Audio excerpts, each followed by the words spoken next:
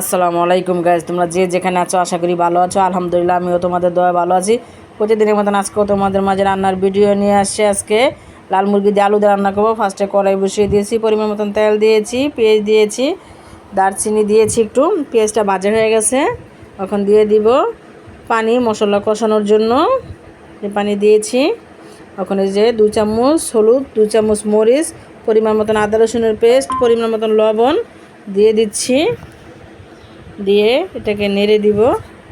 এই যে মশলাটা কষানো হয়ে গেছে, এখন দিয়ে দিব মুরগিগুলো ধুয়ে পরিষ্কার করে রেখেছিলাম, তোমাদেরকে দেখাইতে পারি নাই। মুরগিগুলো এখন দিয়ে যে নেড়ে দিচ্ছি, দিয়ে এটাকে সুন্দর করে কষিয়ে নিব।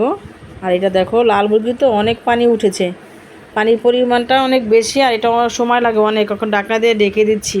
এই যে কষানো হয়ে গেছে, এখন আলু দিয়ে দিব। আলুর সাথে একটু পানি দিয়ে দিচ্ছি, কারণ এটা সময় লাগে, গরুর চেয়েও বেশি সময় লাগে মুরগিটা হয়তো। দেখো মুরগিটা কষানো হয়ে গেছে, এখন জল দিয়ে দিব, মানে পানিটা দিয়ে দিব পরিমাণ মতন।